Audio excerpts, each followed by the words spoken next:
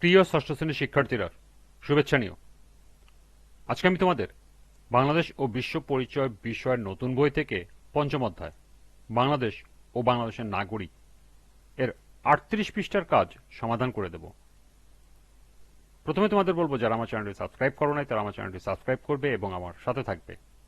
তাহলে চলো আমরা ক্লাস শুরু করি। বাংলাদেশ ও বিশ্ব পরিচয় পঞ্চম অধ্যায় পৃষ্ঠা নং ৩৮, কাজ নাগরিক ও বিদেশিদের মধ্যে পার্থক্য চিহ্নিত করো। চলো এর সমাধান দেখে নিই। নাগরিক ও বিদেশিদের মধ্যে পার্থক্য নিম্নে উপস্থাপন করা হলো। প্রথমে নাগরিক, ডান পাশে বিদেশি। ১. রাষ্ট্রে স্থায়ীভাবে বসবাসকারী অধিবাসীকে বলা হয় নাগরিক। অন্যদিকে অন্য রাষ্ট্রের নাগরিক এবং অস্থায়ীভাবে বা স্থায়ীভাবে ভিন্ন রাষ্ট্রে অবস্থান করাকে বলা হয় বিদেশি। ২. নাগরিক ভোটাধিকার প্রয়োগ করতে পারেন, অন্যদিকে বিদেশি ভোটাধিকার প্রয়োগ করতে পারেন না। ৩.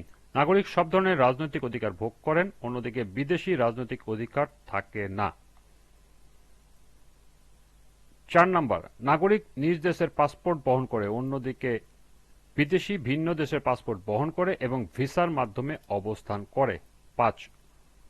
নাগরিক সাধারণত স্থায়ীভাবে বসবাস করে, অন্যদিকে বিদেশিরা সাধারণত অস্থায়ীভাবে বসবাস করেন। ৬.